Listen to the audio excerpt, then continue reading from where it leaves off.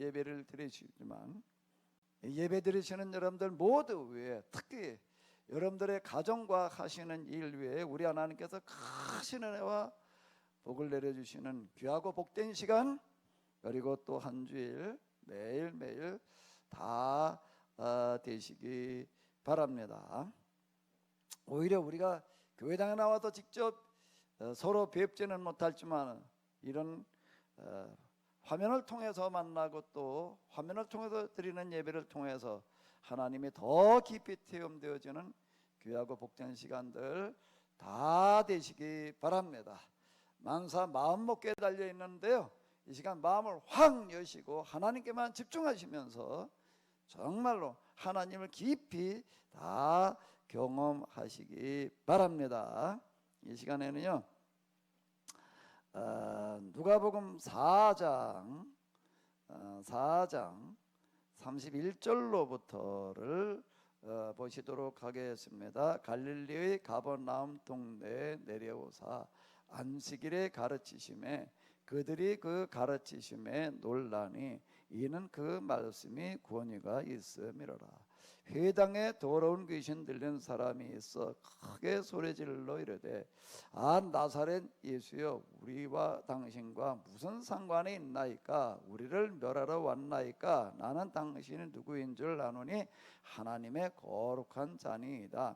예수님께서 꾸짖어 이르시되 잠잠하고 그 사람에게서 나오라 하시니 귀신이 그 사람을 무리 중에 넘어뜨리고 나오되 그 사람은 상하지 아니한지라. 다 놀라 서로 말하여 이르되 이 어떠한 말씀인고 권위와 능력으로 더러운 귀신을 명하며 나가는도다 하더라. 이에 예수님의 소문이 그 근처 사방에 퍼지니라. 예수님께서 일어나 회당에서 나가다 시몬의 집에 들어가시니 시몬의 장모가 중한 열병을 앓고 있는지라.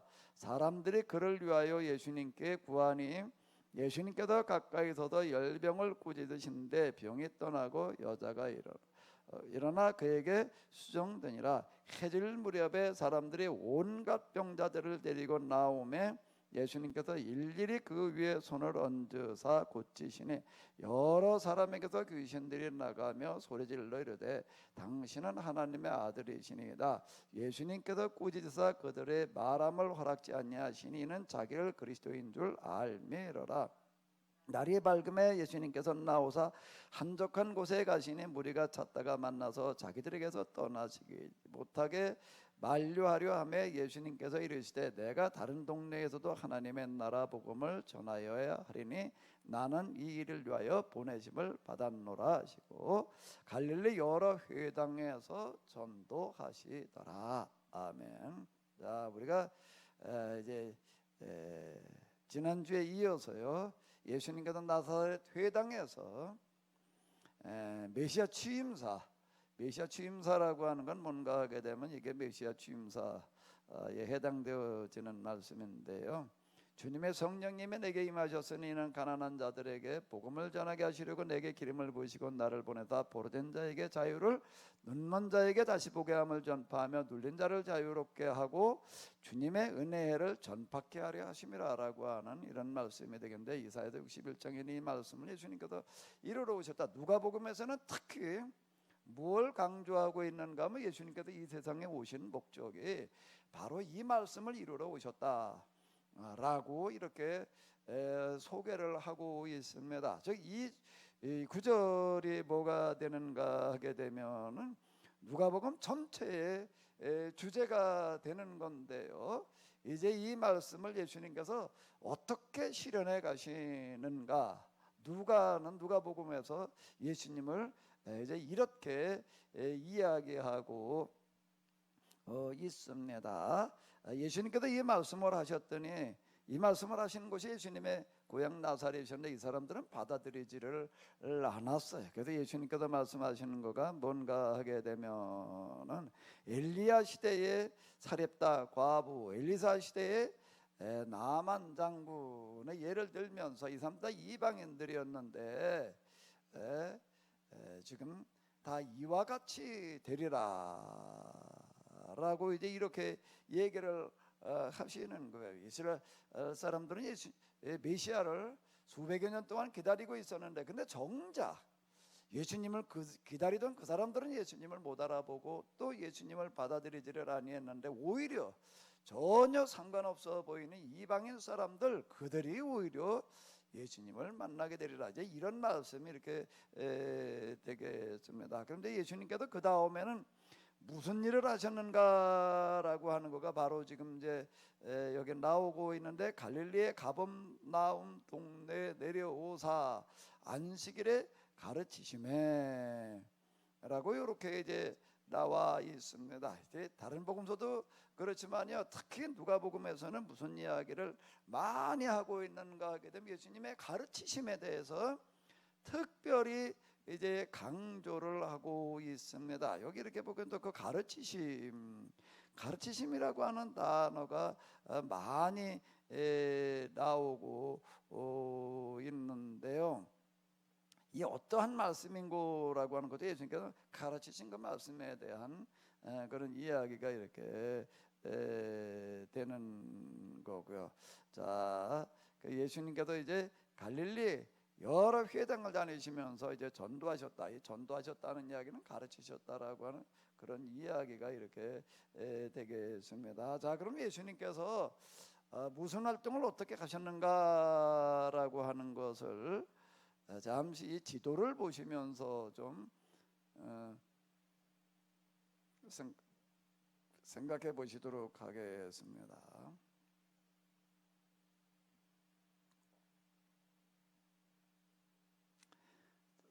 자, 지금 이제 왼쪽은 뭔가 하게 되면 이스라엘의 이런 지도가 되겠습니다. 여기가 이제 사해바다가 되겠고요.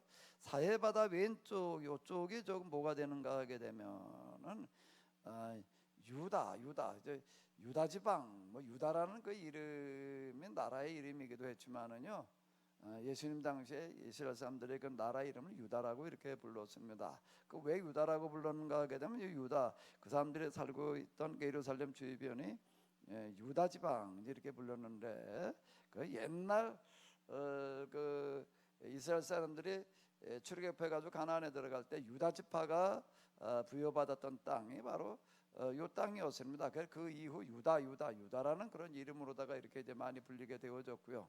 그리고 또 성경에 많이 나오고 있는 이 갈릴리 호수가 바로 여기에 있습니다. 갈릴리 호수가 있는 그 지역을 갈릴리 지방 이렇게 이제 부르고요. 그 가운데 지역을 이제 사마리아, 자 이렇게 부릅니다.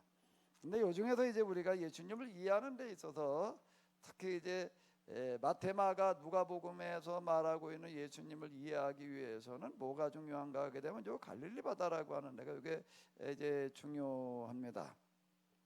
갈릴리 바다를 조금 이제 크게 확대해 가지고서 이제 보도록 하겠습니다. 앞으로 갈릴리 바닷가, 뭐 호수, 뭐 이제 바다라고 부르고 있지만은 사실은 이게 바다가 아니라 호수라고 봐야지 되는데, 그건 왜 그런가 하면 이건 바닷물이 아니라 민물이기 때문에 그렇습니다. 저 위로 올라가게 되면 헬몬산이라고 하는 그런 헬몬산이 있는데요. 여기서부터 이제 그 만년설이 쌓여 있는 그런 산입니다. 그 산에서부터 눈이 녹아가지고 흘러내려서 이루는 그와 같은 그 호수가 되겠는데, 길이가 이렇게 보게 되면은 제일 긴 데가 이제 한 21km 정도 되고요. 넓이는 제일 넓은 데가 12km. 그러면 또 웬만한 데 이렇게 좀 8km. 그러니까 대략 가로 세로가 예, 21km, 12km 뭐가 이 길이가 한 2배쯤 된다. 넓이 2배쯤 대략 그렇게 보시게 되면은 되겠습니다. 그러나 지금 이렇게 보게 되면 가버나움이라고 하는 동네가 바로 여기에 있습니다. 가버나움 그런 이야기가 이제 많이 나오게 되는데요.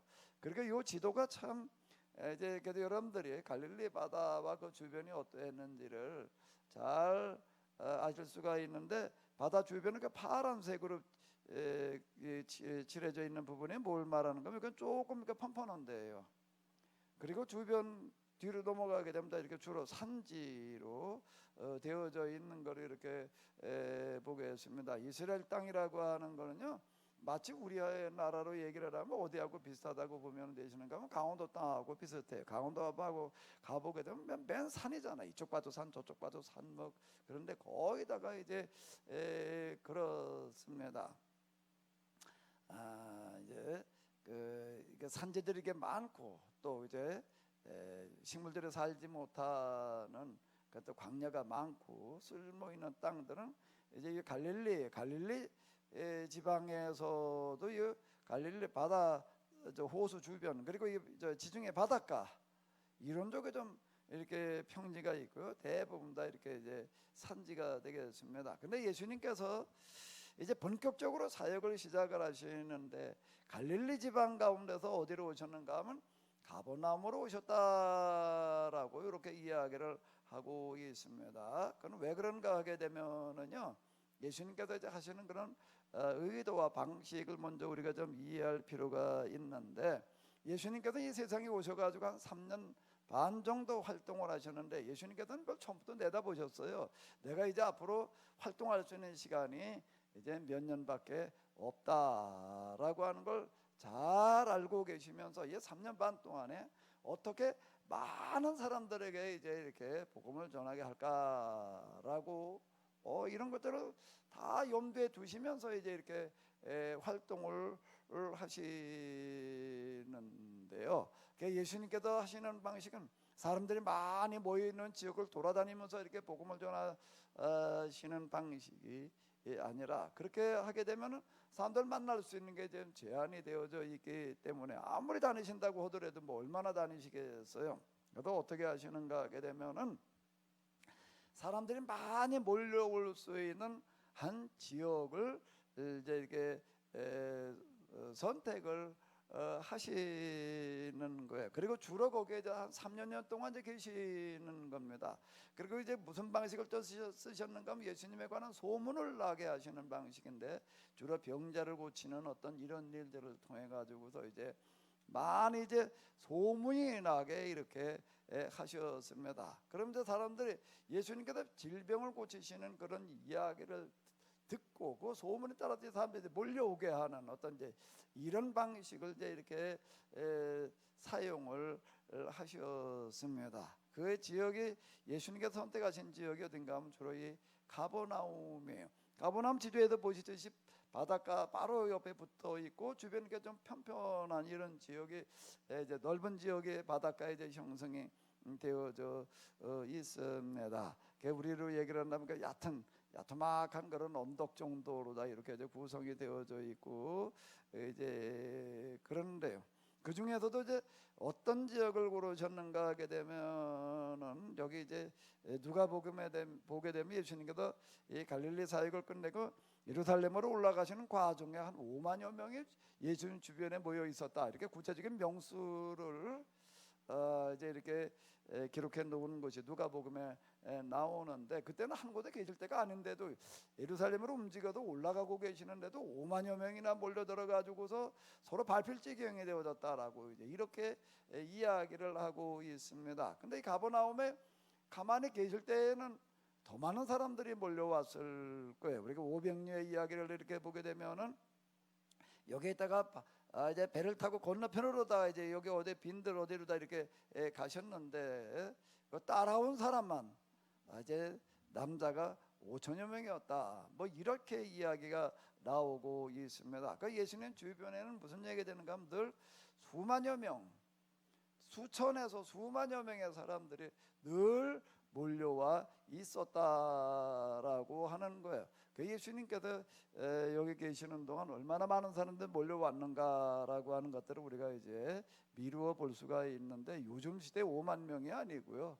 그 당시 5만 그렇게 되면 이게 굉장히 많은 숫자인데 여기 많이 몰려올 때는 5만 명보다도 더 많은 숫자가 이제 몰려 왔었을 거예요. 그럼 이 사람들에게 어떻게 예수님께서 이제 사역을 하시는 걸 이렇게 보게 되면은 그냥 병자만 고치시는 게 아니라 병자 고치시는 거는 한 방법이었고요. 주로 이렇게 가르치시는 이야기가 많이 나와요.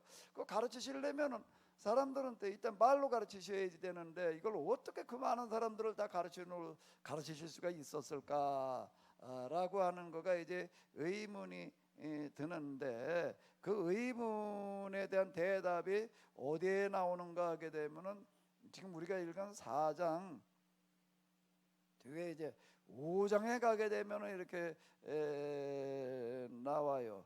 요 얘기가 나오고 있습니다. 무리가 몰려와서 하나님의 말씀을 들을세. 무리가 몰려와서라고 하는 거는 뭘 말하는 거? 아까 금방 말씀드린 대로 수만여 명의 사람들 지금 이야기를 하는 거예요. 그 예수님께서는 이 사람들을 어떻게 가르치셨는가 하면, 게네사렛 호숫가에 서서 호숫가에 배 두 척이 있는 걸 보시니 어부들이 배에서 나와서 그물을 싣는지라. 예수님께서 한 배에 오르시니 그 배는 시몬의 배라. 육지에도 조금 떼기를 청하시고라고 이렇게 얘기를 하고 있습니다. 조금 떼기를 청하시고 앉으사 배에서 무리를 가르치시니, 이렇게 얘기를 하고 있습니다. 그건 뭔가 예수님께서 이제 가르치시는 이런 그 가르치심 보게 되면 식사하실 겨를이 없었다, 뭐 이런 이야기가 이렇게 나오고 있는데요. 하루 종일 이야기를 하셔야지 되는 거예요. 하루 종일 이야기를 하시려고 하시니까 이게 서서 이게 뭐 하루 종일 말씀하신다라고 하는 것은 사실상 그건 대단히 이제 어려운 이야기고요. 특별할 때나 그렇게 한다라고 하지만 이건 매일 그렇게 하셔야지 되는 거니까, 어떻게 하셨는가 하게 되면은 바닷가에서 이제 배를 갖다가 조금 이제 육지에서 떨어뜨려 놓고 어떻게 하셨다는 거죠? 어떻게 하셨다는 거예요? 배에 앉으셔서 가르치셨다. 그럼 왜 배에 앉아서 육지에서 좀 배를 띄워놓고 왜 배 위에다 가르치셨는가라고 한다고 하게 되면은, 이제 바다하고 육지를 이렇게 보게 되면 바다가 온도가 조금 더 높습니다. 그럼 왜 그런가 하면 이제 햇빛을 잘 받아들이기 때문에 이제 그러는데요. 이 바닷가를 가보게 되면 항상 뭐를 느끼게 되는가 하면 바닷바람이라고 하는 걸, 이제 우리가 평소에 바람이 딴 데는 없더라도 바닷가에 가게 되면 바닷바람 이렇게 이야기를 하는데, 그건 왜 그러냐면 바다에서 늘 육지를 향해서 바람이 이렇게 붑니다. 그건 뭐 바람이라고 하는 건 온도 차이 때문에 기압의 차이가 나가지고도 높은 곳에 낮은 곳으로 이렇게 흘러가게 되어져 있는데, 그 이치를 이제 활용을 하시는 거예요. 바닷가 조금 떨어진 데에서 앉으셔서 거기서 말씀을 하시게 되면은 바닷바람이 예수님의 말씀을 실어가지고 그 육지에 앉아 있는 수만여 명의 사람들에게 이걸 전달을 해주는 거예요. 그러니까 뭔가 하면 예수님께서는 자연적인 앰프 시스템을 활용을 하셨다, 이렇게 볼 수가 있는데, 하나님께서 하시는 방식은요, 야, 뭐 예수님은 하나님이셨으니까 그냥 예수님께서 말씀하시는 거는 그냥 기적으로 모든 사람들이 다 듣게 하셨다, 아마 그렇게도 생각해 볼 수가 있겠지만은요, 하나님께서는 특별한 경우가 아니게 되면은 그런 방식을 쓰지 아니하시고 가능하면 할 수 있는 방법을 이제 이렇게 쓰시는 것을 이렇게 볼 수가 있습니다. 예수님은 이런 방법을 이제 이렇게 쓰시는 거예요. 그러니까 이게 지금 금방 우리가 이제 지도에서 이렇게 보셨던 것처럼 바로 이게 게네사렛이라고 뭐 여기잖아요. 가버나움 게네사렛에 붙어 있는 지역이 이렇게 되겠습니다. 여기 사람들을 모아놓고 이제 이 배에 앉아가지고 얘기를 하시게 되면 그 말씀을 이제 바람이 이제 다 전달을 해가지고 모여 있는 수만여 명의 사람들이 들을 수가 있었다, 이렇게 얘기를 하게 되면은요, 그게 진짜 그럴까? 그런 효과가 정말 났을까? 이렇게 이제 생각하실 수가 있는데, 그 옛날에 지어놓은 그 원형극장이라고 하는 게 있습니다. 부채썰매 원형으로 이렇게 만들었는데 이런 식으로 다 만들어 놓는 거예요, 지형을. 이렇게 그 실제 보게 되면요, 그 소리는 높은 곳에서 낮은 데로 내려가지 않고 낮은 곳에서 높은 곳으로 올라가는 성향을 가지고 있습니다. 그 바다는 낮은 곳이고 이 주변에 언덕처럼 이렇게 쭉 있기 때문에 또 높아요. 그러니까 이렇게 만들어 놓은 곳에 가서 이렇게 보게 되면, 옛날에도 그 에베소라고 하는 지역에 보게 되면 수천 명이 들어가는 그런 원형 극장이 있는데요. 저희가 거기 갔을 때 직접 그 가이드가 그러는 거예요. 거기 갔는데 여기서 이 주문 동전을 하나님께 딱 떨어뜨리게 되면은 그 떨어지는 소리가 날 거 아니에요. 그 소리가 저 맨 뒤에까지 들립니다, 이렇게 얘기를 해요. 그러니까 그게 믿기지가 않지요. 그 동전 떨어지는 소리는 조그맣잖아요. 나같이 귀여운 사람 다 들리지도 않을 정도로 다 그 조그만데 그 소리가 저 뒤에 이렇게 쳐다보니까는요 몇백 메다나 돼가지고서 잘 보이지도 않아요. 그런데 거기까지 이 소리가 들린다라고 하는 게 믿기지가 않아요. 그러니까 어떤 또 다른 방식을 좋아하는 어떤 그런 목사님, 내가 저기 뛰어가 있을 테니까 한번 떨어뜨려 봐라, 진짜 들리나? 그리고 그 떨어뜨리면 소리가 들리면 손 들어라 그랬더니요, 그리고 동전을 떨어뜨리는데 진짜 손을 들더라고요. 들린다는 거예요, 그 소리가요. 이런 방식이 되겠는데, 예수님께서 지금 여기 가버나움에 가서 계시는 거는 바로 이런 방식이 되겠습니다. 여기 그런 지형이 형성되어진 그런 지역에 가셔서 수만여 명의 사람들이 늘 몰려오니까 그들을 향해서 이제 하루 종일 가르치는 그런 사역을 하셨다. 그걸 3년여 정도나 이렇게 하셨다라고 하는 거고요. 특별한 경우가 있을 때만 이제 좀 잠시 어딜 다녀오시는 방식으로다가 이렇게 사역을 하셨습니다. 여기 이렇게 보게 되면 이제 예수님께서 이런 방식으로 이제 말씀을 가르치시는 그런 이야기들, 이제 여긴 초기가 돼가지고서요. 아니 이제 소문이 안 났으니까 이제 소문내러 다니시는 거예요. 소문내러 다니시는 거가 뭔가 하면 주로 사람들이 모여 있는 날이 안식일인데, 안식일날 회당에 가셔가지고 더 이제 소문을 내시는 겁니다. 소문을 내시는 게 이렇게 뭔가 하게 되면은 안식일에 들어가서 가르치셨는데 그 말씀에 권위가 있었어요. 말씀에 권위가 있었는데 그 권위가 어느 정도였는가 하게 되면 회당에 더러운 귀신 들린 사람이 있었는데 이 사람의 그 귀신이 쫓겨나가는 그런 일들이 이제 일어나는 걸 우리가 이렇게 볼 수가 있습니다. 예수님께서 그 귀신을 꾸짖어 가지고 잠잠하고 그 사람에게서 나와라라고 얘기를 하셨더니 귀신이 넘어뜨리고 나오되 사람은 상하지 않으라. 다 놀랐다 이렇게 얘기를 하고 해서 다 놀라 서로 말하여 이르되, 이런 얘기가 나오고 있습니다. 그 다음에 37절을 보게 되면 뭐라고 나오고 있죠? 같이 한번 읽어보실까요? 예수님의 소문이 어떻게 됐다는 거예요? 그 근처 사방에 퍼지니라 라고 이렇게 이야기가 되고 있습니다. 근처 사방에 퍼졌다는 거예요. 그 예수님께서 이제 회당에서 나와가지고서 누구네 집으로 들어가서, 시몬은 이제 베드로를 얘기를 하는 건데 베드로의 집에 들어가셨더니 거기 또 이제 장모가 앓고 있었어요. 그 장모님이 심한 열병을 앓고 있었는데 그를 이제 고쳐주셨어요. 고쳐주고 났더니 그 여자가 일어나서 곧 수종들더라라고 했고요. 여기 이렇게 보면 또 이런 구절이 나오고 있습니다. 이제 같이 한번 읽어보시도록 하겠습니다. 해질 무렵에 사람들이 온갖 병자들을 데리고 나오매 예수님께서 일일이 그의 손을 얹어서 고치시니요. 그 다음 5절도요.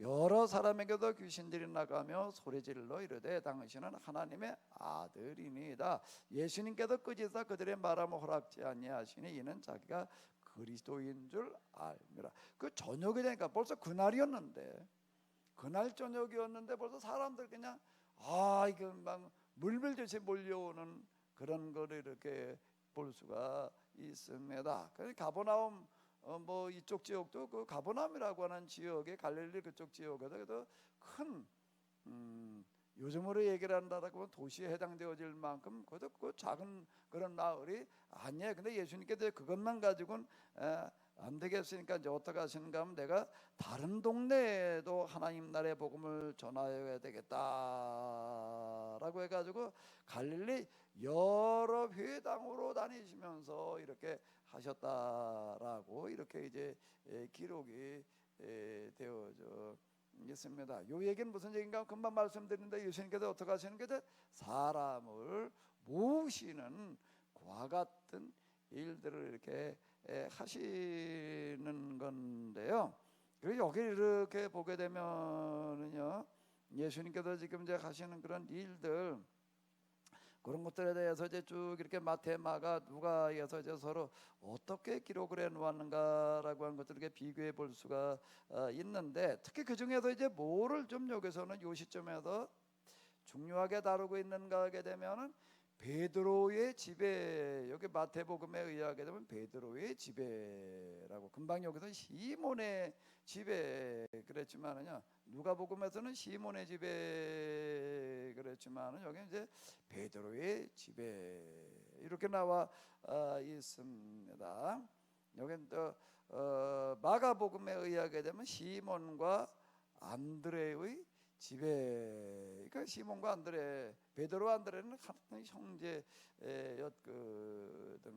그런데 이렇게 보게 되면 마태도 그렇고 마가도 그렇고 누가도 그렇고 예수님께서 초기에 특히 가버나움에 내려가셔가지고 첫날 어떻게 하셨는가 하게 되면은 회당에 들어가셔가지고 가르치시고 거기도 귀신 들린 사람을 고쳐주시고, 그러고 나서 그 다음에 바로 이어서 베드로의 집에 가셨다. 베드로의 집에 가셨다가 거기에서 이제 열병을 앓고 있는 베드로의 장모를 고쳐 주셨다. 뭐 그랬더니 그 장모가 어떻게 했는가 하게 되면은 즉시 일어나서 수종 들었다. 그런 얘기들을 여기다 다 기록을 해놓고 있습니다. 그들에게 수종 드니라, 수종 들더라, 수종 드니라. 이걸 왜 이렇게 기록을 해놓고 있을까라고 하는 걸 이렇게 우리가 좀 생각해 볼 필요가 있는데, 에이 뭐 베드로의 집에 가셨다고 그게 이제 장모가 병들었으니까 그냥 아마 고쳐주셨나 보다, 우리가 얼핏 이렇게 생각할 수가 있겠지만은요, 그런데 이걸 기록할 때는 예수님께서 이런 일을 하시고 나도 바로바로 즉시 기록해 놓은 것이 아니라, 예수님께서는 30년경에 이런 일을 하셨는데 기록할 때는요, 그때부터 최소 빨리 잡아도 몇 년인가 뭐 30년 그리고 40년, 한 40년경 뒤에 가가지고 그걸 기록을 하는 거예요. 마태도 그렇고 마가가 조금 먼저 기록되어졌다라고 하더라도 30년 뒤의 얘기예요. 그것도 마가도 기록하고 누가도 기록을 하는데 이게 몇 년 뒤에 기록한 것도 아니고 40여 년 뒤에, 30년 40년 뒤에 가면서 왜 이야기들 여기다 이렇게 다 기록을 하고 있는가라고 한다면, 베드로의 장모의 병을 고친 그 이야기, 그거 왜 40년이나 지나고 난데도 왜 그걸 기억을 하고 있다, 그걸 여기다 다 기록을 해놓았는가라고 한다면은요, 그건 그만큼 중요한 이야기였기 때문에 이제 그렇습니다. 그래서 지금 우리가 성경, 특히 복음서에 나와 있는 그런 이야기들 하나하나 이렇게 보게 되면 예수님께서 하셨던 이런저런 일을 다 기록해 놓은 게 아니고요, 수십 년이 지나고 난 다음에도 그때 그 일은 정말 중요한 거였어라고 이렇게 생각된 것만 남아 있는 거예요.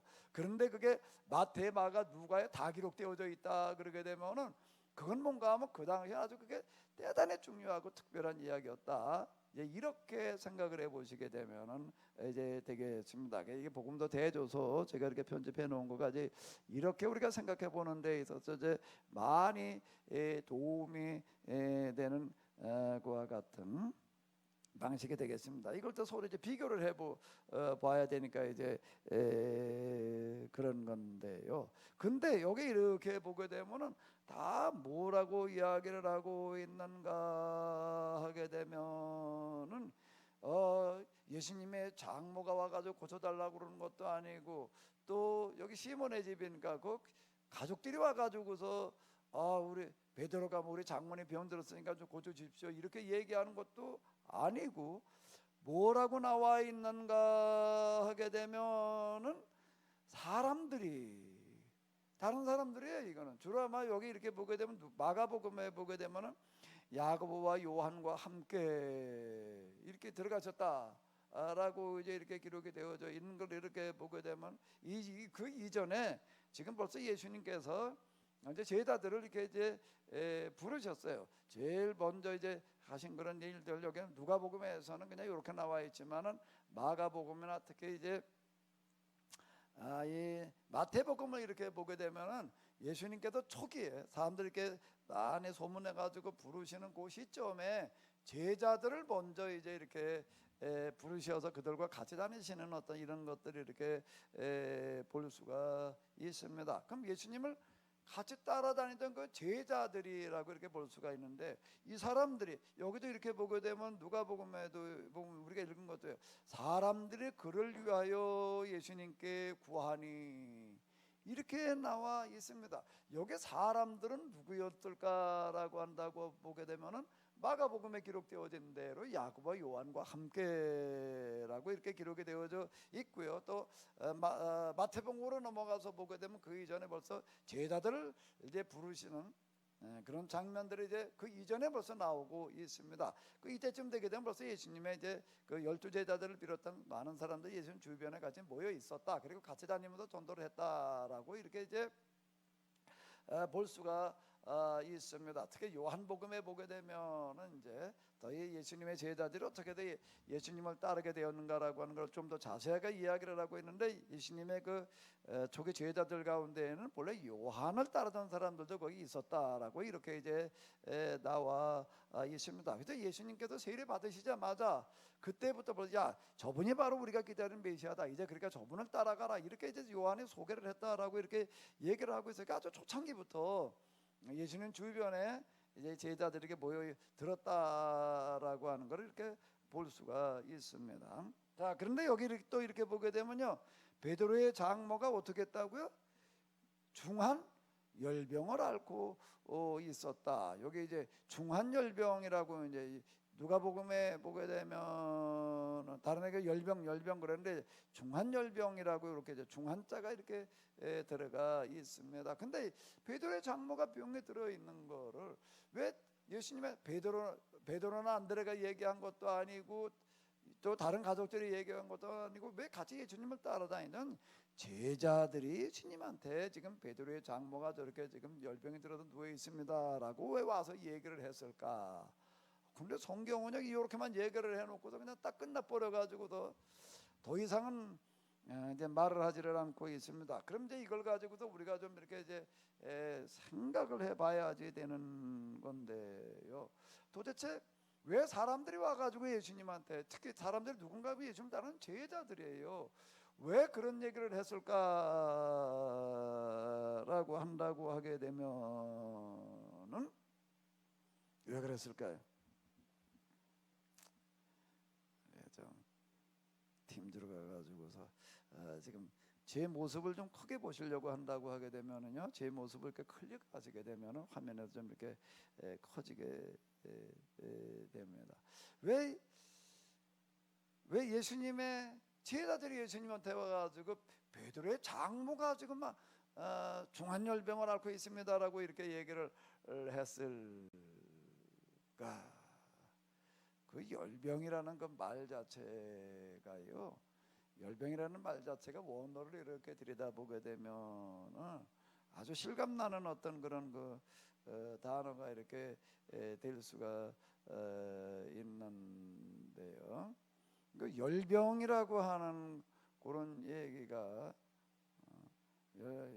열병이라는 이런 부분이요, 뭔가 하면은 이게 뭐 말라리아나 뭐 이런 걸 걸려가지고 아마 열이 났나 보다, 이렇게도 이제 생각해 볼 수도 있지만은 여기 원어를 이렇게 보게 되면은 그런 열병, 전염병 중 하나의 그런 열병, 이런 거를 얘기하는 병이 아니라 화병이에요. 일종의 화병. 그러니까 뭔 얘기가 이제 우리가 뭐 좀 화가 나면 이제 열받았다, 뭐 열난다, 뭐 이제 뭐 뚜껑이 열린다, 뭐 이제 이런 얘기를 하는데, 그럼 베드로의 장모는 지금 무슨 병이었는가 하게 되면은 화가 나가지고 지금 화병으로 와가지고 누워 있었다라고 하는 거야. 아니, 화가 나서 열병이 걸렸으면은 자기 집에 누워 있을 거지, 왜 사유의 집으로 와가지고 왜 여기 와가지고 병이 나가지고 누워 있었는가라고 우리가 생각을 해볼 수가 있을 텐데, 이런 얘기가 이렇게 되는 겁니다. 어느 날 이제 딸을 시집 보내고 이제 그러고 지났는데 얼마 되지 않아서 아마 예수님의 제자들 가운데에서 결혼을 했다라고 하는 거는 베드로만 기록이 남아 있는 거를 이렇게 볼 수가 있는데, 이스라엘 사람들은 10대 후반에 이제 20대 이 스물 되게고 직접 그쯤 이제 결혼을 이렇게 합니다. 그럼 예수님의 제자들이 대략 나이가 얼마쯤 됐었을까라고 하는 거 우리가 이렇게 미루어 짐작을 해볼 수가 있는데, 아마 베드로가 결혼한 지 얼마 안 됐을 때였을 거예요. 결혼한 지 얼마 안 됐는데 그 베드로의 장모가 소문을 들어보니까는 어떤 소문이 들려오는가 하게 되면은 사위가 어떻게 했는가 하면 집을 나갔다는 거예요. 사위가 집을 나갔다. 왜 나갔나? 라고 해가지고 와서 이렇게 보니까는 뭔가 하게 되면은 사위만 나간 게 아니라 사위의 동생 안드레까지 같이 집을 나갔는데 예수님이라는 사람을 따라갔다라고 하는 거예요. 예수님의 제자가 돼가지고 예수님을 지금 따라다니고 있다. 그 집을 나간 거예요. 그 배와 그물을 가족들을 내버려두고 따라갔다라고 하는 그런 이야기가 이제 마태복음이나 이런 데도 이렇게 계속 나오고 있는데요. 그러니까 그 엄마 입장에서 이게 얼마나 황당한 얘기가 되는 거예요. 딸이 시집간 지 얼마 되지도 않았는데, 근데 사위가 집을 나갔다. 뭐 이제 이래가지고 아마 이제 주변을 사위 주변을 이제 왔던 것 같아요. 와 보니까 이제 진짜 나가고 그냥 딸이 혼자 있고 이제 이런 건데, 그랬을 때 그 가족들이 어떠했을지를 우리가 좀 생각해 볼 필요가 있습니다.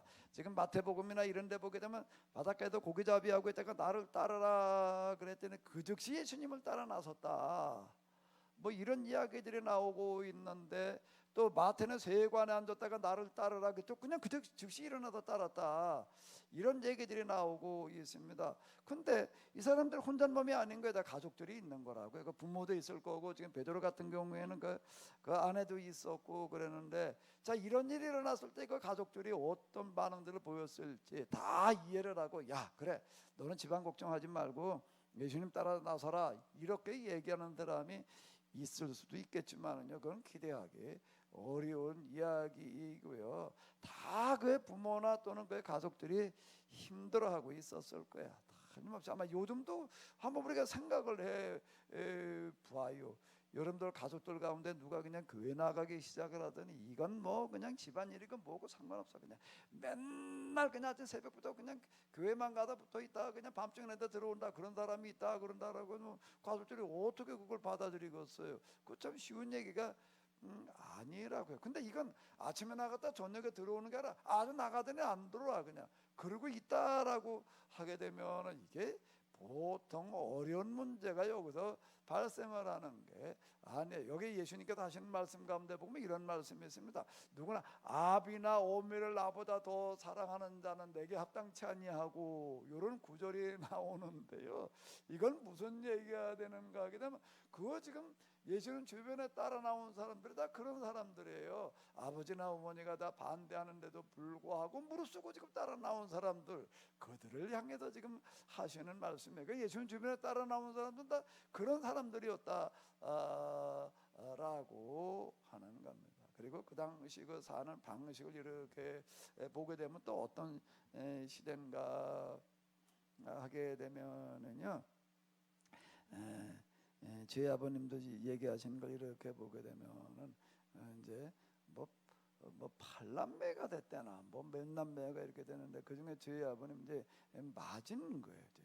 이제 장자분께 태어나셔요. 아들 딸 중에도 제일 맞으로 태어났는데, 저희 할아버지가 이제 뭐라 그러는가 하면, 너는 맞으로 태어났으니까 뭘 해야 되는가 하면, 넌 일해야 된다. 너는 뭐 서당에 가고 공부할 겨를이 없다. 왜 밑에 동생들 줄줄이 지금 뭐 이거 있는데 이거 뭐 먹고 살을래니까 그 일할 사람이 없잖아요. 그러니까 넌 맞이로 태어났으니까 넌 딴 거 하지 말고 넌 일해야 된다. 이래가지고 그냥 일반 죽도록 이렇게 했다. 그러다가 18이 되고 나가지고서는 이제 그게 화가 나가지고서 나는 그냥 동생들은 다 서당에다 보내고 뭐 그러는, 나는 그냥 맨날 일만 하라고 그랬다 그래가지고 화가 나가지고서 18살 때 어느 날 한번 소를 팔아가지고서 이제 저희 할아버지가 보니까 돈을 갖다 어디 이렇게 감추더래요.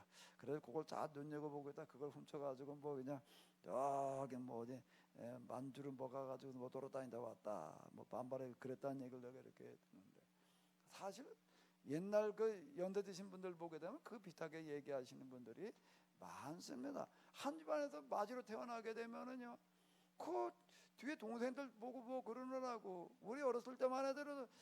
그러면 집에서 누가 받는가 하게 되면은요, 그 위에 애들이 다 애를 키웠죠. 어른들은 애볼 겨를이라는 게 없었어요. 왜 농사일 뭐 그 일이 많은데 언제 뭐 애나 돌보고 있나요? 그건 다 애가 애 키웠다고요. 똑같은 상황인 거예요. 베드로의 집을 한번 생각을 해보세요. 그 형제가 몇이었다라고 하는 얘기가 나와 있지 않지만은 아마 베드로가 나가도 고기잡이하고 뭐 이랬다. 그리고 글을 몰랐다. 베드로가 뭐라고 얘기를 하는 건 뭘 몰랐다고요? 글을 몰랐대. 글을 몰랐다는 것 자체가 뭘 얘기를 하는가 하게 되면 무슨 얘기가 되는 거겠어요? 어렸을 때부터 어땠다고요? 공부할 겨를이 없었다는 거예요. 왜 이래야 되니까는. 그러면 베드로도 틀림없이 아마 맞이였을 것 같아. 거기다 또 안드레도 아마 어쩌면 그 다음이나 그 다음 동생쯤 이렇게 됐을 텐데, 그 한 집안에 둘이 빠져나가 봐요. 그러면 이게 진짜 빠져나거나 그만 일손이 없는 거야. 일손이 없어. 그래 누가 다 해야 돼? 남은 사람들이 다 해야 되는 거야. 그러니 이게 보통 문제가 아닌 거예요. 예수님께서 말씀하시는 아비나 오미를 나보다 더 사랑하는 자는 내게 합당치 아니하고라는 그런 말씀은 아주 이런 현실적인 그런 이야기를 지금 얘기하시는 겁니다. 내게 합당치 아니하고, 예수님께서 이런 애환을 누구보다도 잘 알고 계시는 거야. 근데 예수님께서 그 집 나갔던 베드로와 그리고 안드레 그 일행들을 데리고 이제 누구네 집에 가셨는가 하면 베드로의 집에를 가시는 거야. 베드로의 집에를 갔을 때 그 가족들의 반응이 어땠을지 뻔히 우리가 생각해 볼 만한 어떤 이런 게, 마침 베드로의 장모까지 와가지고서 지금 이게 사위가 그냥 집을 나가가지고서 집을 나갔다고 하는 것 자체가 뭘 얘기하는 거야? 집안 모든 일들에 대해서 이제 다 누가 해야 되는 거지? 딸이 그냥 이게, 그리고 이제 일은 몇 배로 더 늘어났지 뭐 이러고 지금 있는데, 집 나갔던 사위가 지금 또 어떻게 하는가 하게 되면 오기는 왔는데 혼자 온 것도 아니야. 예수님하고 또 일행들 그냥 서두르 여러 명을 데리고 또 이렇게 온 거예요. 오면 또 이게 뭐예요? 뭘 또 뭐 식사로 대접을 하고 뭐 이래야지 될까? 이제 이런 상황이 되어진 거를 볼 수가 있는데, 근데 지금 예수님 사람들이 와가지고 예수님한테 얘기를 했다. 사람이 예수님의 제자들인데 다 동병상련인 거예요. 자기들도 지금 집에도 이렇게 보게 되면 뭐 부모들이 형제들이 어떤 반응을 보였을지, 그 중에도 야 맞아 너는 진짜 집안일 신경 쓰지 말고 예수님 따라 나서라 이렇게 얘기한 사람을 기대한다는 거는 그건 쉽지 않은 일이었을 거고, 자기 집에도 다 비슷한 그런 상황이었는데 베드로의 집에 와 보니까 여긴 또 자기 집 상황보다는 훨씬 더 심한 거예요. 여기는 지금 아예 장모까지 와가지고서 지금 그냥 아주 열이 나가지고서 지금 중환열병이라고 하는 건 뭔 얘긴가 하게 되면은 아주 심한 그런 이제 반발, 이제 열이 난 거예요 지금요. 이런 상황을 와서 예수님한테 얘기했다는 겁니다. 이걸 뭐 누가 얘기를 할 거예요 이 상황을요. 이렇게 얘기를 요 상황이 되는 건데, 근데 예수님께서 가까이 가사 그냥 열병을 꾸짖으신데 이렇게만 나와 있습니다. 뭘 어떻게 하셨는지는 잘 몰라요. 무슨 일을 어떻게 하셨다. 단지 손을 잡아 일으키셨다. 이제 다른 데 이렇게 보게 되면은 여기 이런데 보게 되면 이제 뭐라고 나와 있는가 하게 되면은 손을 만지시니 열병이 떠나고, 마태복음에는 그렇게 나와 있고요. 마가복음에는 그 손을 잡아 일으키시니 열병이 떠나고. 그런데 뭐가 어떻게 무슨 얘기를 어떻게 하셨는지는 잘 몰라요. 잘 모르는데 뒤에는 똑같이 이야기를 하고 있습니다. 뭐라고 나오고 있다고요?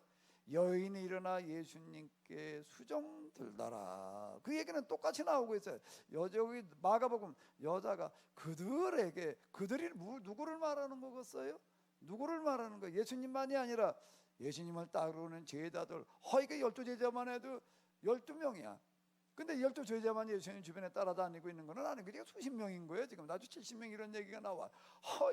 이 사람들이 여기 그들에게 수종 드니라. 또 누가복음에도 여긴 또 곧이 나와요. 중한이라는 말이 나오고 있고, 누가복음은 좀 더 아주 생생하게 기록을 해놓고 있는데 중한이라는 단어가 나오고 있고, 또 뭐라고 나오는가 하게 되면은 곧 그렇게 나오고 있습니다. 병이 낫자마자 이제 그런 얘기가 되는데, 일어나 그들에게 이게 수종이라는 단어를 쓰고 있습니다. 수종이라는 단어 아주 깍듯이 선거다. 이게 종이 주인을 대하듯이 했다라고 하는 그런 뜻이 이렇게 되겠는데 다 이 수종된이라는 그런 단어를 쓰고 있습니다. 이게 뭘 얘기를 하는 거겠어요? 얘가 예수님께서 가서 베드로의 장막에 손을 만지셨다, 뭐 손을 잡아 일으키셨다, 또 열병을 꾸짖으셨다, 이렇게만 나와 있어서 우리가 뭘 어떻게 하셨는지 잘 모르는데 우리가 미루어 보게 되면 무슨 얘기가 되는 거죠? 예수님께서 베드로의 장모가 왜 지금 그 모양이 돼서 누워있는지 너무나 잘 아시는 거예요. 예수님의 제자들이 지금 떠났을 때 그들의 가족에 무슨 일들이 일어나고 있는지를 너무나 잘 알아요. 그걸 모르시겠어요? 잘 아시는 거예요. 왜 예수님께서 30세에 사역을 시작하셨느냐? 요즘 30세가 아니라 그 당시 30세면은 그 다음들은 12살에 성인식을 하는 거예요. 그럼 무슨 12살 때부터가 이제 어른이 되는 거예요. 그럼 스물이게 되면 이제 한참 이제 이 장년이 이렇게 이제 청년이 지나서 이제 스물 되게 되면 장년 뭐 이렇게 이제 평가가 될 수 있는 겁니다. 그러니까 30 그러게 되면은요, 요즘 우리가 볼 땐 청년이라고 보이지만 그 당시는 청년이 아니 왜 30세가 돼가지고 시작을 하셨느냐라고 한다면은요, 예수님에 관한 그런 가족사의 이력을 이렇게 보게 되면 자세하게 나와 있지는 않지만은 요셉의 이야기가 초반에 나오다 그다음에 나오지를 않습니다. 그건 뭔가 하면 요셉은 일찍 죽었던 것 같아요. 그럼 마리아 그리고 밑에 동생들 이야기가 이제 여러 명의 이야기가 나오고 있어요. 그런 거 생각 누가 다 책임을 져야 되는가 하면 예수님께서 책임을 지셔야 되는 거예요. 그 예수님도 어떠셨는가 하면 일단 그 집안 받아들이셨으니까 뭐 공부하시고 뭐하고 할 겨를이 없이 뭐 해야 될까 계속 일만 하셨다는 그런 이야기가 되는 거예요. 베드로하고 비슷해요. 베드로 마지로 태어나 가지고도 공부할 시간이 없어. 그럼 글을 몰라. 그 예수님도 마찬가지예요. 뭐 한가하게 뭐 어디 가도 그럴 수 있는 겨를이 없이 그냥 계속 이제 목수, 나사렛 목수라고 불리셨던 걸 목수를 이렇게 하셨던 것 같은데, 그리고 다른 표현에 보기도 글을 모르는 자가 이런 표현이 나오고 있습니다. 그 예수님께서는 그 가족들의 생계를 책임져야 되고 그래서 이러다가 보니까는 30세나 되셔가지고서 이제 활동을 시작하셨다라는 거, 현실적인 이유들 가운데 하나가 이렇게 되겠는데요. 이런 사정을 누구보다도 잘 아시는 거예요. 누구보다도 잘 아셔서 예수님께서는 또 이렇게 얘기를 하고 있습니다. 누구든지 나를 위하여 아비나 어미나 그리고 모든 것을 버리고 떠난 자들에게는 뭐라고 얘기를 하시죠? 나중에 저 하나님 나라에 가게 되면은 큰 상이 있으리라 이렇게 얘기를 하셨나요? 그게 아니라 뭐라고 얘기를 하시는 거예요? 여기도 지금 이 땅에서 그들이 복을 받는데 얼마나 복을 받는다고 얘기를 하셨지요? 최소한 여러 배야. 그리고 마가복음에 의하게 뭐라고 하는 거야? 100배나 받대. 100배나 받대. 이렇게 나와 있습니다. 그럼 얘기가 뭘 말하는 걸까요? 뭘 말하는 걸까요? 요 얘기했어요. 현세에서 내세가 아니라 현세에서 100배나 받대. 여러 배를 받고 또는 100배나 받대. 뭔 말이에요? 요 얘기 속에 들어있는 뜻이 무슨 뜻일까요? 이게요, 성경은 그 뒤에 있는 뒷이야기들은 거의 기록을 안 해놨어요. 근데 현세에서 그렇게 받는다라고 이렇게 이야기를 하고 있습니다. 그럼 이게 뭔 얘기가 되는 거죠? 뭔 얘기가 되는 거예요? 이제 미루어서 우리가 생각을 해봐야 돼. 그 행간의 의미 이렇게 얘기를 할 수 있는데, 현세에서 여러 배나 받되라는 말씀 속에는 무슨 얘기가 들어있는 거지요? 예수님께서는 정말 이 복음 사역을 위해서 가족들, 부모, 형제 뭐 다 버리고 집안의 생계가 어떻게 됐든지 상관없이, 내가 어떤 제자가 이렇게 얘기를 해. 나 집에 가가지고 저 우리 아버지가 지금 건강이 안 좋으신데요, 제가 가서 좀 돌보다가 돌아가신 다음에 따라오겠습니다. 그랬더니 쟁기를 잡고 뒤돌아보는 자는 내게 합당치 아니하다라고 이렇게 이야기를 하십니다. 그럼 어떡하라는 얘기예요? 그건 뭐 하나님 나라를 위해서 말해, 교회를 위해서 집안일 다 뭐 상관없어 무시해버려 이렇게 얘기를 하셨다라고 이렇게 봐야지 되는가? 근데 여러 배를 받고라는 그런 말씀을 통해서 우리가 생각해 볼 수 있는 게 뭐라고요? 예수님께서는 어떻게 하셨다는 얘기가 되는 게, 이런 현실적인 사정을 누구보다도 잘 아시는 거예요. 그래서 어떻게 하신다고요? 그들에게 어떤 방식으로든지 간에 그 가족들이 생계의 곤란을 느끼지 않고 살아갈 수 있는 어떤 길을 열어 놓으셨다라는 얘기가 되는 거예요. 그게 현세에도 여러 배를 받고, 그거 예수님께서 말씀만 그러고 끝나셨겠어요? 그 뒤에 나오는 그런 얘기는 이제 뭐냐면 예수님과 갈릴리 사이 마지막쯤 가가지고 나오는 그런 이야기가 되는 건데, 하나님께서는 우리의 형편과 사정을 누구보다도 잘 아십니다. 넌 덮어놓고 그냥 희생이나 해라. 아니, 사람이 어떻게 희생만 하고 살아요? 그건 뭘 먹고 어떻게 살아요? 그건 어쩔 수 없지. 우리가 이렇게 얘기하시는 하나님이 아니시다 라고 하는 건데, 어쨌든 여기 이렇게 보게 되면, 근데 이때는 아직까지는 생계대책 세워주셨을 때가 아니에요. 그 뒤에 가가지고 생계대책 어떤 방식으로 세워주셨다는 그런 얘기가 되는 건데, 예수님께서 베드로의 장모를 만나가지고서 이제 뭐라고 얘기를 하셨어요? 베드로의 장모는 그냥 열이 잔뜩 나가지고 있었는데, 도대체 이 사위가 말이야 집을 버리고 나갔는데 말이야, 혼자만 나간 게 아니라 동생까지 데리고 나가가지고 나갔다는 걸 더 열받는 거예요. 왜? 동생까지 나가버려서 그 일이 다 고스란히 누구 몫이 돼버리는 거예요? 자기 딸의 몫이 돼버리는 거예요 이게.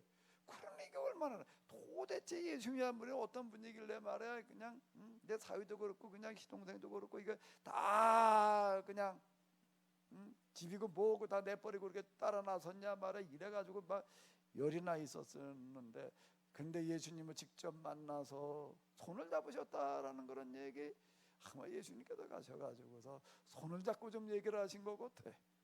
손을 잡고 뭐라고 얘기를 하셨더니 이 여자가 열병이 싹 났어요. 그 자리에서 싹 났고, 났을 뿐만 아니라 뭐라고 얘기를 하는 게 수종 들었다는 거. 자기도 예수님을 따르는 사람이 됐다는 겁니다. 수종이라는 건 그런 얘기예요. 야, 이건 예수님을 만나 보니까 예수님은 내 사위나 따라다니고 말아야 될 분이 아니라 나도 따라야 되겠다. 그 수종도로 따는 얘기가 그 얘기가 된 거예요. 그 따르는 걸 뭘로 따르는 거죠? 뭘로 따르는 거예요? 가만히 보니까 예수님께서 지금 어떻게 하시려고 그러는가? 가버나움 여기 와가지고서 이제 붙박이로 계시려고 그러는 거야. 여기 사람들 계속 오게 해가지고 이제 그 바닷가 그 넓은 그 바닷바람을 이용을 해가지고서 이제 가르치시는 그 사역에 관한 것들 이렇게 알고 나가지고서 수종 들었다는 이야기 속에 뭐가 들어가 있는 걸까요? 이 집에 와서 머무십시오. 여기 머무시는 동안, 여기 가버나움에 머무는 동안 그 뒷바라지는 우리가 다 하겠습니다 라고 이렇게 얘기했다는 그런 뜻이 이렇게 되겠습니다. 곧 일어나 수종되시라. 여긴 베드로만이 아니라 베드로의 아내까지도, 그리고 그 아내뿐만 아니라 누구도요? 그게 장모까지도. 그럼 베드로의 아내와 장모였다면 누구까지도라는 얘기가 되는 거예요. 그 가족 모두가 그 뭔가 예수님께 그 집에 머물러 계셨다는 건 뭔가 하게 되면 베드로의 집이 거처가 됐다라고 하는 거예요. 그 집에 머무르셨다, 그 집이라는 게 예수님의 집이라는 뜻이 되는데, 누구의 집이고 예수님이 이제 거처가 되어졌는가 하게 되면 베드로의 집이 되는 거예요. 사람들이 예수님께 나왔다가 그냥 사람이 너무 많아가지고서 어떻게 했는가, 뭐 지붕으로 올라가지고 지붕을 뜯고 병자를 달아내렸다라고 하는 그런 이야기가 있는데, 그 누구네 집이었느냐라고 한다면 그게 곧 베드로의 집이었다라는 건데요. 그 어떻게든 그 집에 가서 머무르셨는가라고 한다라고 하게 되면은 베드로 안드레는 예수님의 열두 제자 중에 하나가 되어졌을 뿐만 아니라 그의 가족들 모두가, 그리고 또 누가 아예 결혼하고 있었으니까 장모의 역할도 이것도 그 중요한 거예요. 장모까지도 기꺼이 예수님께서 하시는 그런 일이라고 한다라고 하게 되면 우리 모두가 동참하겠다라고 이렇게 동의가 되어졌다라는 그런 얘기가 이렇게 되는 건데요. 얼핏 우리가 읽게 되면은 아비나오미를 나보다 서로 더 사랑하는 자는 내게 합당치 아니하고 쟁기를 보고 뒤돌아보는 자도 내게 합당치 아니하고 나는 머리 둘 곳도 없다. 여우도 굴이 있고 공중에 나는 새도 보금자리겠지만 나는 머리 둘 곳도 없다. 이래가지고 예수님 따라 나선 사람들은 그냥 다 그냥 머리 둘 곳 없이 돌아다니면서 그냥 고생만 축 들어가고 있는 것처럼 그냥 뭐 하나님 나라를 위해서 다 헌신하고 그냥 이런 것으로만 생각할 수가 있는데, 하나님께서는 그렇게 무지막지한 방법으로 일하신 분이 아니라 하나님께서는 우리의 현실과 사정을 잘 아시기 때문에 가장 좋은 방법으로 인도해 주시는 줄로 믿습니다. 지금 이 순간에도요, 하나님 앞에 나와서 지금 우리가 다 가족들끼리 지금 모여가지고 예배를 드리고 있는데, 이 코로나 상황 속에서 지금 우리가 어떤 어려움을 처하고 있는지 하나님은 누구보다도 더 잘 아십니다. 그리고 우리에게 뭐 죽은 다음에 하나님 나라가 가지고서 무슨 순환은 어떤 그런 거 말고, 내세의 영생은 물론 말할 것도 없고 현세에서 여러 배나 받도록 우리에게를 인도해 주시는 줄로 믿습니다. 코로나로 말미암아 여러 가지 어려움을 겪고 있는 여러분들 모두에게 다른 어떤 말씀이 아니라 바로 이런 말씀, 뭐예요? 예수님께서 와서 손을 잡아주셨다. 베드로의 장모 지금 열이 나가지고 그런데 손을 일으켜 주셨다 라고 하는 것처럼, 오늘 하나님 앞에 모여있는 여러분들 모두에게 우리 예수님께서 직접 오셔서 여러분들의 손을 잡아주시는 시간이 되시기 바랍니다. 여러분들뿐만 아니라 여러분들의 자녀들, 가정들, 사업들, 직장 모두에 예수님의 손길이 임하시기 바랍니다. 사실 지금 우리가 아주 굉장히 심각한 위기를 맞이하고 있습니다. 첫째는 코로나 이 전염병이라고 하는 것 때문에 우리가 전전긍긍하지만 이제 시간이 지나갈수록 이게 문제가 아니라, 우리나라도 지금 초유의 사태, 지금 추경 예산 세우는 거 얘기 들어보게 되면은 뭐 전에 없던 정도로 지금 엄청나게 정부에서 빚을 내서라도 지금 예산을 더 세워가지고서 지금 무슨 전화료까지 뭘 지원을 해주느니 어쩌느니 뭐 이런 식으로 다 지금 얘기를 하고 있는데, 왜 지금 그렇게 경제적으로다가 보통 심각한 상황을 맞고 있는 게 아니기 때문에 이제 그렇습니다. 거리두기를 뭐 2단계, 2.5단계, 3단계쯤 되면 이게 뭐 다 스톱돼 버리는 단계, 집 밖에 나가지도 말아라 말이야. 특별한 일 아니면은 나가지 말아라. 그리고 저 슈퍼마켓에 약국 정도나 문을 열고 뭐 이런 식으로다가 되는 거죠. 3단계 뭐 그 위로 넘어가면 이렇게 되는 건데요. 그럼 뭐 어떻게 살아갈 거예요 우리가요? 참 어려움이 많을 텐데요. 그런데 우리가 결단을 내어서, 지금 베드로의 제자들 다 버리고 오직 예수님을 따라 나섰다. 우리가 그렇게 이게 뭐 그냥 오로지 희생만 했나 보다 이렇게 생각할 수가 있는데, 그 예수님께서는 다 버리고, 그중에서 베드로 안드레는 두 형제가 따라 나서는 거예요. 오히려 다시 찾아오셔서 그의 병들어 있는 중환열병에 시달리고 있는 장모의 손을 잡아 일으켜 주시는 줄로 믿습니다. 여러분들 모두에게 오늘 이 시간 찾아오시는 예수님을 만나시기 바랍니다. 이 시간 오셔도 여러분들의 손을 예수님께서 잡아주실 줄로 믿습니다. 그리고 죽은 다음의 문제가 아니라 지금 여기에서 여러 배나 우리에게 헤쳐나갈 길을 열어주시는 줄로 믿습니다. 코로나 때문에 오히려 여러분들의 생업이, 여러분들의 직장에서 여러분들의 하는 일이, 요즘 학교도 못 가요. 학교도 뭐지 중학생 한 주 가고 말고 뭐 요즘 뭐 3분의 1만 가고 뭐 어떡한데나, 대학은 뭐 그냥 아예 그냥 뭐 등록금만 내고 그냥 무슨 뭐 강의를 그냥 원격으로 듣는 어떤 이제 그런 식으로 돼서, 이건 뭐 도대체 뭐 이거 공부도 그렇고 뭐 학원도 지금 제대로 못 가고 뭐 이걸 어떻게 해야 될지 난감할 짝이 없는데, 오히려 이 코로나 때문에 더 모든 면에서 더 크게 발전하고 복되시는 시간들이 되시기 바랍니다. 예수님께서 찾아오시게 되면 가능할 줄로 믿습니다. 예수님께서 원하시는 건 다른 어떤 걸 지금 원하시는 게 아니고, 우리가 할 수 있는 게 지금 뭐 하나님을 위해서 얼마나 뭘 할 수가 있겠어요. 진지하게, 비록 우리가 교회당에 나오지는 못할지라도 주일마다 진지하게, 정말로 뭐 조그만 스마트폰, 노트북, 뭐 종이장 많은 거 들이다 보지 마시고 좀 텔레비전에 탁 연결을 해가지고서요, 좀 화면도 그렇고 음성도 그렇고 제대로 나오게 해가지고 진지하게 앉아서 예배를 드리시면서 하나님의 음성을 들으시기 바랍니다. 하나님을 만나시기 바랍니다.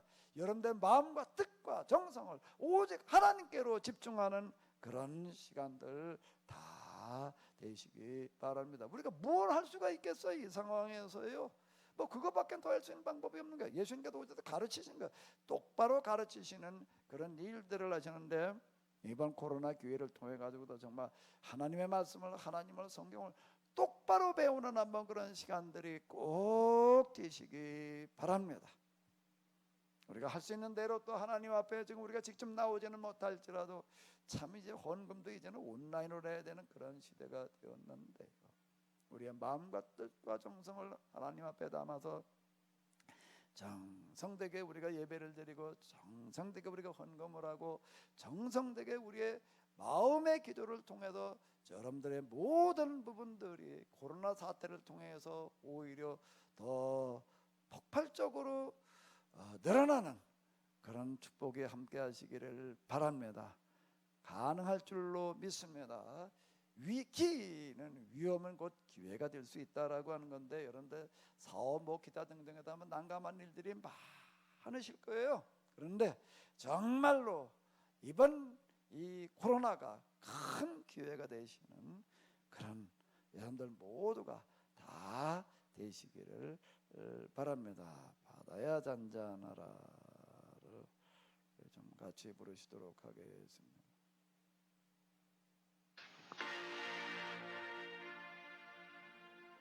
여러분들 앞에 놓여있는 홍해와 같은 바다, 풍랑, 모든 것들이 다 하나님의 말씀으로 말미암아 해결되어 주시기를 바랍니다.